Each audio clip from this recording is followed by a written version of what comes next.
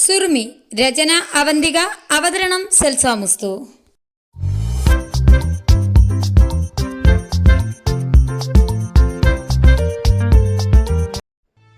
ചായയുമായി സുറുമി പുറകെ അവളുടെ തോളിലെ കൈയിട്ടുകൊണ്ട് മഷൂദും ചെല്ലുമ്പോൾ അവിടെ ബാക്കിയുള്ളവർ കാര്യമായി ചർച്ചയിലാണ്. ഒരു ട്രിപ്പ് പോയാലെന്നാണ് വിഷയം. സഫയ്ക്ക് എഴുത്ത് കഴിഞ്ഞ് നിൽപ്പാണ്. ഈ ഒരു അവസ്ഥയിൽ പോകണ്ടെന്ന് ഉമ്മ. പക്ഷെ ഇതൊരു രോഗമല്ല, അവസ്ഥയാണ്. അതുകൊണ്ട് മനസ്സിന് സന്തോഷം നൽകുന്ന എന്തും ആസ്വദിച്ച് ചെയ്താൽ ഇതൊന്നും വലിയ വിഷയമുള്ള കാര്യമില്ലെന്ന് സഫയും. അവളെ ശരിവെച്ച് തലയാട്ടുന്ന സൽമാനെ കണ്ടപ്പോൾ നിങ്ങൾ മാപ്പിളയും പെണ്ണുങ്ങൾ എന്താന്ന് വെച്ചാൽ അയക്കുമെന്ന് പറഞ്ഞ് എന്തായാലും ഞാൻ ടൂറിനില്ല, ആ 2 ദിവസം എനിക്ക് ഉമ്മയുടെ അടുത്ത് പോയി നിൽക്കണമെന്ന് പറഞ്ഞുകൊണ്ട് ഉറക്കം പിടിച്ചു വരുന്ന റൂമിയെ കണ്ട് ഉമ്മ അകത്തേക്ക് കയറിപ്പോയി. മഷൂദിന്റെ ഉമ്മയുടെ കാര്യമാണ് പുള്ളിക്കാരി പറഞ്ഞത്, അതായത് ഉമ്മയുടെ ഉമ്മ. ചെറിയ മാമന്റെ വീട്ടിൽ, അതായത് തറവാട് വീട്ടിൽ പ്രായത്തിന്റെ അസ്വസ്ഥതകൾ ആൾ വിശ്രമത്തിലാണ്. ഇടയ്ക്ക് 1-2 ദിവസം സഫേഷെറിയോ വരുമ്പോൾ ഉമ്മ അവിടെ പോയി നിൽക്കാറുള്ളതാണ്. അത് തറവാട്ടിലുള്ള മാമിക്ക് വലിയ ആശ്വാസമാവുകയും ചെയ്യും. ടൂറിന് ഉമ്മയും വേണമെന്ന് നിയാസ് പറഞ്ഞപ്പോൾ അവിടെ പോയി നിൽക്കുന്ന കാര്യം പറഞ്ഞ് ആള് പോയി കളഞ്ഞു. ഒരു കാറിൽ കുത്തി നിറച്ചു പോകുന്നതിലേറെ നല്ലത് 2 കാറിലായി പോകുന്നതാണെന്ന് ഒരു പക്ഷം. അതാണ് റൂമി മോളെയും കൊണ്ടുള്ള യാത്രക്ക് സഫക്ക് റിലാക്സ് ചെയ്ത് നിർത്തി പോകാനും നല്ലതെന്ന്. അത് ശരിയാണെങ്കിലും 2 കാറിലാകുമ്പോൾ ട്രിപ്പിന്റെ ഒരു രസം കിട്ടില്ലെന്ന് വേറൊരു പക്ഷം. യാത്രയൊന്ന് ആസ്വദിച്ച് കളിച്ചു ചിരിച്ച് തമാശയൊക്കെ പറഞ്ഞ് വേണ്ടത് അത് 2 ആയാൽ അതിലൊരു ത്രില്ലില്ലെന്ന്. ഒരു ട്രാവലർ വിളിക്കാനുള്ള ആളില്ലെന്ന നിരാശ പങ്കുവച്ചപ്പോൾ മഷൂദിനോടായി നിഹാലിന്റെ ഹനയുടെ കാര്യം പറഞ്ഞു സുറുമി. അവർക്കൊപ്പം ഹിബയും നദീനും ഉണ്ടാവുമെന്ന് ഉറപ്പല്ലേ? കേട്ട പാതി ബാക്കിയുള്ളവർ അത് ഏറ്റുപിടിച്ചപ്പോൾ റംസാനെയും സമീറയും കൂടെ മക്കളെയും കൂടെ വിളിച്ചു നോക്കാന്ന് ഫഫയും. ട്രാവലർ ആകുമ്പം അതിലേക്ക് ആള് വേണ്ടേ? ആദ്യം റംസാൻ തന്നെ വിളിച്ചു. കടയിൽ നിന്ന് വന്ന് സമീറക്കും മക്കൾക്കൊപ്പം ഭക്ഷണം കഴിക്കുന്ന നേരമായതുകൊണ്ട് 4 പേരുടെ ഒരു സങ്കേജവും കൂടുതലുള്ള സമ്മതം കിട്ടി. ഉടനെ നിഹാലിനും മഷൂദ് കൊണ്ടവും വേറൊന്നും ആലോചിക്കാനില്ല അവന് 100 വട്ട സമ്മതം. പിന്നെ ആനയെ നദീനാണ് വിളിച്ചത്. അവർ നാളെ വൈകിട്ട് നാട്ടിലേക്ക് വരുന്നുണ്ട്. മറ്റന്നാളെ മുതൽ 3 ദിവസത്തിനുള്ളിൽ എപ്പോഴാണേലും അവരും റെഡി. പിന്നെ എല്ലാം പെട്ടെന്നായിരുന്നു.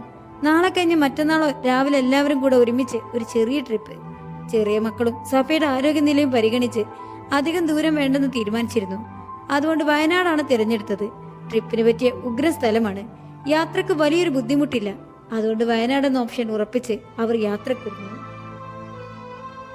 വലിയെടുത്ത് വീട്ടിൽ നിന്നാണ് പുറപ്പെടുന്നത്. രാവിലെ 6 മണിയായപ്പോഴേക്കും എല്ലാവരും അവിടെ എത്തിച്ചേർന്നിരുന്നു. യാത്ര തുടങ്ങി കുറച്ചു നേരം എല്ലാവരും ഉറക്കം തൂങ്ങി ഇരിപ്പായിരുന്നു. ടൂർ പോകാനുള്ള ആകാംക്ഷ കാരണം ഇന്നലെ രാത്രി ഒരു പോളെ കണ്ണടച്ചിട്ടില്ല ഇവളെന്ന് പറഞ്ഞുകൊണ്ട് റുബിമോളുടെ ഒപ്പം തന്റെ തോളിലായി ചാഞ്ഞുറങ്ങുന്ന ഷെറിയെ കാണിച്ച് കമന്റ് പറയുന്നുണ്ടായിരുന്നു നിയാസ്. കുറച്ചു നേരം എല്ലാവരും ഉറക്കം തൂങ്ങിയിരുന്നെങ്കിലും പതിയെ എല്ലാവരും ഉഷാറായി. ബോയ്സും ഗേൾസും ഗ്രൂപ്പായി അന്താക്ഷരി കളിച്ചു. ഉണ്ടാക്കി പാട്ട് പാടാനും കച്ചറുണ്ടാക്കി പോയിന്റ്സ് നേടാനും ഹന മിടുക്കിയായതുകൊണ്ട് അവസാന വിജയം ഗേൾസിന് തന്നെയായിരുന്നു. നാസ്ത കഴിക്കാൻ വേണ്ടി ടൗൺ വിട്ട് അധികം തിരക്കില്ലാത്തൊരിടം നോക്കി ട്രാവലർ നിർത്തിയപ്പോഴാണ് കളി അവസാനിപ്പിച്ചത്. സുറുമി ഉഗ്രൻ ചിക്കൻ കുറുമ ഉണ്ടാക്കിയിരുന്നു. ടൗൺ പാസ് ചെയ്തപ്പോൾ തന്നെ അതിലേക്ക് പൊറാട്ട വാങ്ങിക്കുകയും ചെയ്തിരുന്നു. നാസ്തയിലേക്ക് കറി സുറുമിയുടെ വകയാണെങ്കിൽ ഉച്ചക്കുള്ള ബിരിയാണി സമീറയുടേതായിരുന്നു. അതിലേക്ക് ചിക്കൻ ഫ്രൈ നവിയുടെ വീട്ടിൽ നിന്നും. വഴിവെക്കിൽ പേപ്പർ വെച്ചിരുന്ന നാസ്ത എല്ലാവരും കൂടെ ഒരുമിച്ചിരുന്ന് കഴിച്ചു. യാത്ര വീണ്ടും തുടങ്ങി. വയർ നിറഞ്ഞതിന് പിന്നെ എല്ലാവരും കളിയൊക്കെ മതിയാക്കി കത്തിവെപ്പ് തുടർന്നു. ഹനക്കും സുറുമിക്കും ഒരുപാട് വിശേഷങ്ങളുണ്ടായിരുന്നു പറയാൻ. അതിലേക്ക് സഫയും ഇവയും കൂടെ ആയപ്പോൾ കുറെ തികഞ്ഞു. പിന്നെ എപ്പോഴും സമീറയും ഷെറിയും കൂടി. ഒരു ഭാഗത്ത് ഗേൾസിന്റെ ഉറക്കുള്ള ചിരിയും ബഹളവും അരങ്ങേറിയപ്പോൾ മറുഭാഗത്ത് ബോയ്സും കാരണങ്ങളിലായിട്ട് പോലെ ഞങ്ങൾക്ക് കൊണ്ട് പറഞ്ഞു ചിരിക്കാനെന്ന് കാണിക്കാൻ വേണ്ടി മാത്രം ഉറക്കെ ചിരിക്കാനും ബഹളം വെക്കാനും തുടങ്ങി. അത് ശ്രദ്ധയിൽപ്പെട്ടപ്പോൾ പിന്നെ ഗേൾസും അതിൽ ഊക്കിലായി ചിരിയും ബഹളവുമായി. അതൊരു മത്സരമായി ഇരുകൂട്ടരും എടുത്തെന്ന് വേണം പറയാൻ. ചുരം കയറി തുടങ്ങിയപ്പോൾ ഓരോരുത്തരും മക്കളെയും കൊണ്ട് സ്വന്തം സീറ്റിൽ ചാരിക്കിടന്ന് പുറത്തെ കാഴ്ചകളൊക്കെ എണ്ണ നട്ടു തുടങ്ങിയിരുന്നു. ജനാലയുടെ വിശന്ന് തണുത്ത കാറ്റുകളിൽ നിന്ന് പുറത്ത് മനോഹരമായ കാഴ്ചയും യാത്രയെ കൂടുതൽ ഭംഗിയെത്തിച്ചു. മഷൂദും സുറുമിയും പുറകിലെ നീണ്ട സീറ്റിലായിരുന്നു. ഒട്ടൊരു നേരം മഷൂദ് അവളുടെ തോളിലേക്ക് തലചായ്ച്ച് കൊച്ചു കൊച്ചു വർത്താനം പറഞ്ഞ് പുറം കാഴ്ചയിലേക്ക് നോക്കിയിരുന്നു. പതിയെ മഷൂദ് അവളുടെ മടിയിലായി തലവെച്ച് ആ നീണ്ട സീറ്റിൽ നിവർന്നു കിടന്നു. മുടിയിലൂടെ അവളുടെ മൃദുവായ മസാജും കൂടി ആയപ്പോൾ അങ്ങനെ മയങ്ങിപ്പോവുകയും ചെയ്തു. ഇടയ്ക്ക് കണ്ണു തുറന്നപ്പോൾ പുറകിലേക്ക് ചാരി ഉറക്കം പിടിച്ച സുറുമിയാണ് കാണുന്നത്. അത് കാണെ എഴുന്നേറ്റ് നേരെ ഇരുന്ന് അവളെ തന്റെ നെഞ്ചിലേക്ക് ചായച്ചു കിടത്തി പൊതിഞ്ഞു പിടിച്ച് നെറ്റിയിലായി നുകർന്നവൻ. തന്റെ നെഞ്ചിലായി ഒരു കുഞ്ഞിന്റെ നിഷ്കളങ്കതയുടെ ഉറങ്ങുന്ന അവളെ നോക്കി നെറ്റിയിലേക്ക് വീണു കിടക്കുന്ന കുഞ്ഞുമുടികൾ മാടിയൊതുക്കി തട്ട നേരെയാക്കി കൊടുത്തു അവൻ. വീണ്ടും വാത്സല്യത്തോടെ നെറ്റിയിൽ ചുണ്ടുകൾ ചേർത്തു. ശേഷം ഒരു നിശ്വാസത്തോടെ നോക്കിയത് നിഹാലിനെയാണ്. മഷൂദ് നോക്കി ആക്കിച്ചിരിക്കുകയാണ് അവൻ. പടാ ഇങ്ങോട്ട് നോക്കാതെ നിന്റെ പെണ്ണെ കെട്ടിപ്പിടിക്കണമെന്ന് കൈകൊണ്ട് ചുണ്ടും കൊണ്ട് ആംഗ്യം കാണിച്ചു മഷൂദ്. അത് കണ്ടപ്പോൾ ചുണ്ട് മലർത്തി അവന്റെ വശത്തേക്ക് ഹിബ ഇരിക്കുന്നിടത്തേക്ക് കണ്ണു കാണിച്ചു നിഹാല്. പതിയെ സുറുമി ഉണർത്താതെ ഒന്ന് എഴുതി നോക്കിയവൻ ഹിബ കുഞ്ഞിനെയും മുറുകെ പിടിച്ച് ഉറങ്ങുന്ന കാഴ്ചയാണ് അവിടെ. അത് കാണെ ഒന്ന് കളിയാക്കി ചിരിച്ചു മഷൂദ്. തിരികെ ചുണ്ടുകൊട്ടി മറുപടി കൊടുത്തുകൊണ്ട് നിഹാലു. കണ്ണുകൾ മറ്റു വശങ്ങളിലേക്ക് നീങ്ങിയപ്പോൾ അവിടെയും അത് തന്നെയാണ് കാഴ്ച. മാറിൽ കൈ പിണച്ചു വെച്ച് ചാരി മയങ്ങുന്ന നദീനെ, കുഞ്ഞിനെ പൊതിഞ്ഞു പിടിച്ചിട്ടെടുക്കുന്ന ഹന ഗ്ലാസ് വിൻഡോയിലേക്ക് ചാരിക്കിടക്കുകയാണ്. മറുവശത്ത് നിയാസാണ് റുമിയെ പിടിച്ചിരിക്കുന്നത്. ഷെറി ചാരി കിടക്കുകയാണ്.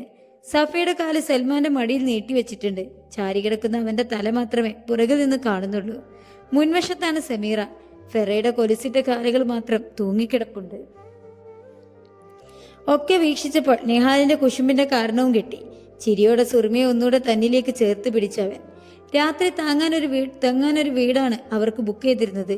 നദീന്റെ പരിചയത്തിലുള്ള ഒരാൾ വഴി തരപ്പെടുത്തിയതാണ്.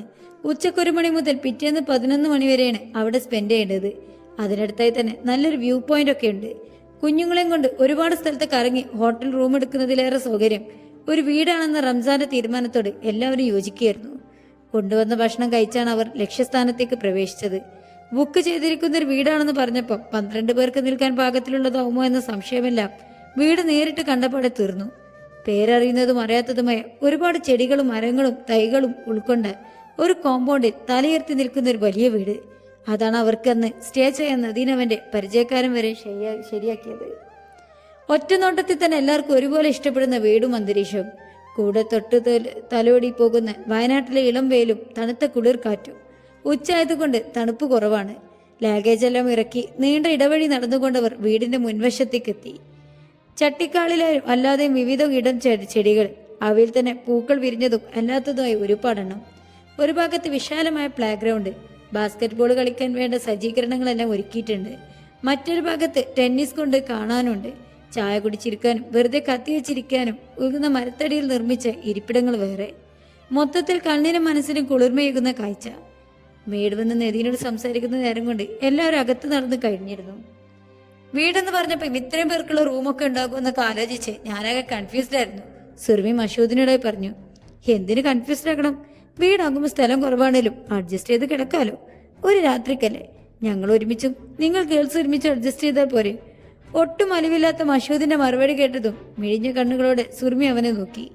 അവളുടെ നോട്ടം കണ്ടതും അവൻ എന്താണെന്ന് പുരികം പൊക്കി ചോദിച്ചു. മൂരാച്ചി. പതുക്കെ പിറുപിറുത്തുകൊണ്ടവൾ നിഷേധാർത്ഥത്തിൽ തലയാട്ടിക്കൊണ്ട് അവന്റെ കയ്യിലുണ്ടായിരുന്ന അവളുടെ ബാഗ് തട്ടിയെടുത്ത് അകത്തേക്ക് നടന്നു. ചുണ്ടിലൊളിപ്പിച്ച ചിരിയുമായി അവനും. ആദ്യം തന്നെ വലിയൊരു സിറ്റ് ഔട്ടാണ്. അത് കഴിഞ്ഞാൽ പ്രവേശിക്കുന്ന വലിയൊരു ഹാളിലേക്ക്. ഇടക്ക് മരത്തടിയാൽ നിർമ്മിച്ച തൂണുകളുള്ള വിശാലമായൊരു ഹാള്. അതിൻ്റെ ഒരു ഭാഗത്ത് സോഫയും മറ്റൊരു ഭാഗത്ത് ചെസ് ബോർഡും കാരംസ് ബോർഡും എല്ലാം ഒരുക്കിയിട്ടുണ്ട്. ഹാളിൽ നിന്ന് ബെഡ്റൂമാണെന്ന് തോന്നിക്കുന്ന 3 മുറികളിലേക്കുള്ള വുഡൻ ഡോറ് കാണുന്നുണ്ടെങ്കിലും അതിൻ്റെ മുമ്പിലെല്ലാം ഓരോരുത്തരുടെ ലാഗേജ് മുറികളിൽ നിന്നും സംസാരങ്ങളും കുഞ്ഞുങ്ങളുടെ ബഹളങ്ങളും കേൾക്കാനുണ്ട്. നിമിഷങ്ങൾ കൊണ്ട് തന്നെ വീടാകെ ഒച്ചയും ബഹളവും ആവുകയായിരുന്നു. ഹാളിൽ നിന്ന് തന്നെയാണ് മേലേക്കുള്ള സ്റ്റെയർ കേസ്. മഷൂദ് കയ്യിലുള്ള ബാക്കുമായി സ്റ്റെയർ കയറിയപ്പോൾ സുറുമിയും അവനെ പിന്തുടർന്നു. മുകളിലും താഴെയുള്ള പോലെ വലിയ വിശാലമായ ഹാളാണ്. 2 ഭാഗത്തായി 2 ബെഡ്റൂമിലേക്കുള്ള ഡോറ് കാണുന്നുണ്ട്. ആദ്യം കാണുന്ന റൂമിക്ക് മുമ്പിൽ നിഹാലിന്റെ ലാഗേജ് ഉണ്ട്. ഓപ്പോസിറ്റ് സൈഡിലുള്ള റൂമിന് മുമ്പിലെത്തിയതും ചാരി വെച്ച വാതിൽ തുറന്ന് റംസാൻ ഇറങ്ങി. അകത്ത് ബെഡിൽ ഉരുണ്ട് കളിക്കുന്ന ഫെറയുടെയും ഫൈമിന്റെയും ശബ്ദവും ബഹളങ്ങളും വേറെ. റൂം തപ്പി നടക്കുവാണോ? റൂമൊക്കെ ഫുള്ളായി.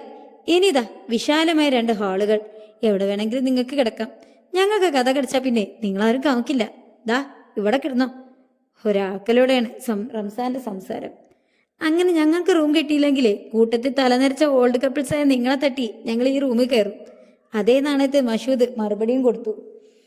ഇളിച്ചു ചിരിയോടെ നിൽക്കുന്ന റംസാനെ നോക്കി ചിരിച്ചുകൊണ്ട് മഷൂദ് ഹാളിന്റെ അവസാനത്തിൽ കാണുന്ന അടഞ്ഞു കിടക്കുന്ന ഡോർ ലക്ഷ്യമാക്കി നടന്നു. പുറകെ സുറുമയും. 4 സ്റ്റെപ്പ് കയറിയിട്ടാണ് ആ വാതില്. അതായത് ഹാളിൽ നിന്നും മറ്റു മുറികളിൽ നിന്നും വ്യത്യസ്തമായി കുറച്ച് ഉയരത്തിൽ. കതക് തുറന്നതും വിശാലമായൊരു ബെഡ്റൂം കാണാനായി.